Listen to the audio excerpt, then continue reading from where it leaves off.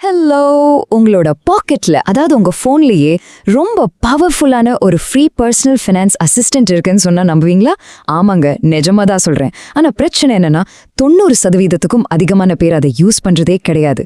So இன்னைக்கு உங்க அண்ணனா ஒரு கம்ப்ளீட் பிகினரா இருக்கிற நீங்க எப்படி எந்த செலவும் இல்லாம உங்க பணத்தை ரொம்ப ஈஸியா மேனேஜ் பண்றதுன்னு நான் சொல்லி தர போறேன். வாங்க பார்க்கலாம். ஒரு 10 வருஷத்துக்கு முன்னாடியெல்லாம் எனக்கு ஒரு பர்சனலைஸ்ட் ஃபைனான்ஷியல் அட்வைஸ் வேணும் அப்படின்னா அது ரொம்ப பெரிய லக்ஸரி. நிறைய காசு கொடுத்த ஒரு ஃபைனான்ஷியல் அட்வைசரை பார்க்கணும். ஆனால் இப்போ அப்படி இல்லை. ChatGPT, Gemini மாதிரியான ஃப்ரீ AI chat bots உங்களுக்கான பேசிக் கைடன்ஸை நம்ம ஊர் ஸ்டைலில் அதுவும் பிளெயின் தமிழ்லே சூப்பராக கொடுக்குது. உங்களுக்கு ஃபைனான்ஸ் பற்றி எதுவுமே தெரியலையா? நோ ப்ராப்ளம், நம்ம ரொம்ப ஈஸியாக கற்றுக்கலாம். ஆனா இதுக்குள்ள போறதுக்கு முன்னாடி ஒரு முக்கியமான விஷயத்தை நாம கிளியர் பண்ணிக்கணும். ஏஐ அப்படிங்கிறது ஒரு ஃப்ரீ அசிஸ்டன்ட் மட்டும்தான். அது உங்க ஃபினான்ஷியல் அட்வைசர் கிடையாது. அதாவது உங்க பணத்தை ஆர்கனைஸ் பண்றதுக்கு ஒரு ஸ்மார்ட் ஹெல்ப்பரா இதை நீங்க கண்டிப்பா யூஸ் பண்ணலாம். ஆனா நான் எந்த ஸ்டாக்ல முதலீடு பண்ணலாம்னு கேட்டு ஒரு சர்டிஃபைடு எக்ஸ்பர்ட்டை நம்புற மாதிரி இதை நம்பி டிசிஷன் எடுக்கக்கூடாது. இது ரொம்ப ரொம்ப குரூஷியலான பாயிண்ட். சரி, இன்னைக்கு நாம ரொம்ப பிராக்டிக்கலா 3 விஷயங்களை பண்ண போறோம். பயப்பட வேண்டாம், எந்த பேங்க் அக்கவுண்ட்டையும் நாம ஏஐ கூட லிங்க் பண்ண போறதில்ல. இது 100% சேஃப். ஸ்டெப் 1, ஒரு சூப்பரான மாதாந்திர பட்ஜெட் போடுறது. ஸ்டெப் 2, இந்த கஷ்டமான ஃபினான்ஸ் வார்த்தைகளை ஈஸியா புரிஞ்சுக்கிறது. அப்புறம் ஸ்டெப் 3, ஒரு குறிப்பிட்ட கோலுக்காக பிளான் பண்றது. எப்படின்னு பார்க்கலாமா? இப்போவே உங்களோட ஃபோன்ல ChatGPT இல்லைனா Gemini ஓப்பன் பண்ணிக்கோங்க. ஓப்பன் பண்ணிட்டு நான் சொல்ற இந்த ப்ராம்ப்டை அப்படியே டைப் பண்ணுங்க. என் மாச சம்பளம் 40,000 ரூபாய், வாடகை 12,000, இஎம்ஐ 6,000, மளிகை 6,000, 50-30-20 விதிப்படி இந்தியா அர்பன் லிவிங்க்கு ஏத்த மாதிரி ஒரு பட்ஜெட் பிளான் தமிழ்ல தாங்க. எப்பவும் ஒரு பிளாங்க் பேப்பரை வச்சுக்கிட்டு என்ன பண்றதுன்னு முழிக்கிறதுக்கு பதிலா இந்த மாதிரி கேட்டீங்கன்னா ஏஐ உங்களுக்கான வேலையை ரொம்ப சிம்பிளா செஞ்சிடும். பாத்தீங்களா, நீங்க கேட்ட உடனே ஏஐ எப்படி அந்த 50-30-20 ரூலை நம்ம இந்தியன் லைஃப் ஸ்டைலுக்கு ஏத்த மாதிரி அழகா பிரிச்சு கொடுக்குதுன்னு பாருங்க.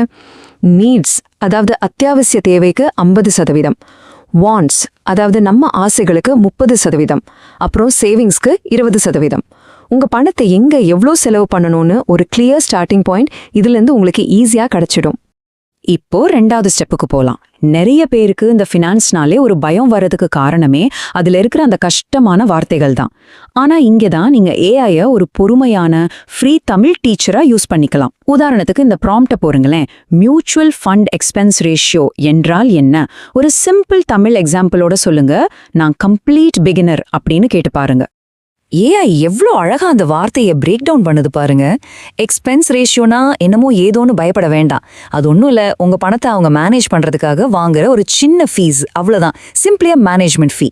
இனிமே எந்த ஃபைனான்ஸ் வேர்டை பார்த்தோம் நீங்க தயங்க தேவையில்லை, அப்படியே ஏஐ கிட்ட கேட்டு தெரிஞ்சுக்கலாம்.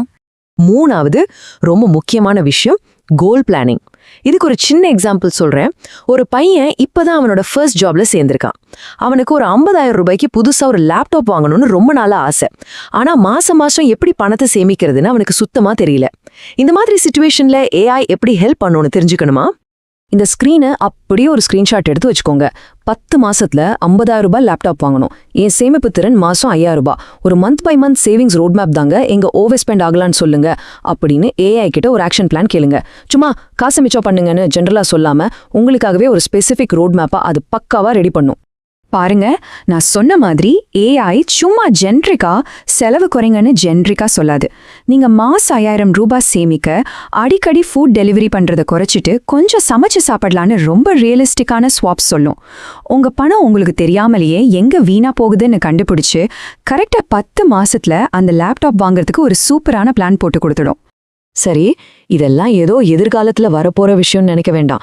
இப்போ நாம யூஸ் பண்ற நம்ம இந்தியன் ஃபின்டெக் ஆப்ஸ்லயே பேக்ரவுண்ட்ல ஏஐ இந்த மாதிரி நிறைய வேலைகளை செஞ்சுட்டு தான் இருக்கு. நமக்கெல்லாம் ரொம்ப போரான கடுப்பான கேட்டகரைஸ் பண்றது, கணக்கு பார்க்கறது மாதிரியான வேலைகளை எல்லாம் அந்த ஆப்ஸே ஆட்டோமேட்டிக்கா பாத்துக்குது. உதாரணத்துக்கு சில பாப்புலர் ஆப்ஸை பார்க்கலாம். ஜூபிட்டர் ஆப் உங்களோட ஸ்மார்ட் பட்ஜெட்டிங்க்கு ரொம்பவே ஹெல்ப் பண்ணும். க்ரோ பார்த்தீங்கன்னா பிகினர்ஸ் ஈஸியா எஸ்ஐபி பண்றதுக்கு ரொம்ப பாப்புலர். மணி வியூ உங்களோட செலவுகளை ஆட்டோமேட்டிக்கா ட்ராக் பண்ணிட்டே வரும். அப்புறம் ஜார் ஆப் உங்களுக்கு தெரியாமலேயே உங்களோட சின்ன சின்ன சிலன காசுகளை இன்விசிபிள் மைக்ரோ சேவிங்ஸை மாத்தி சூப்பரா சேமிக்க வைக்கும்.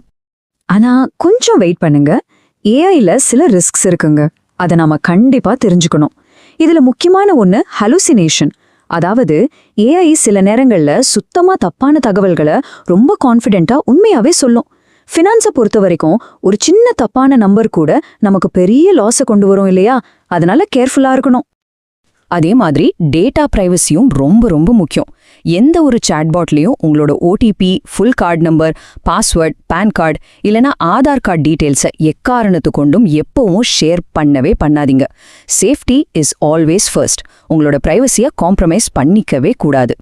இண்டஸ்ட்ரி எஸ்டிமேட்ஸ் படி பார்த்தா இந்தியாவில் கிட்டத்தட்ட 68% பேர் ஏஐ டூல்ஸ் அவங்க எக்ஸ்பென்ஸ் ட்ராக்கிங்காக யூஸ் பண்ண ஆரம்பிச்சிட்டாங்க. எல்லாரும் பண்றாங்கன்னு நாமளும் கண்ணை மூடிக்கிட்டு ஃபாலோ பண்ணக்கூடாது.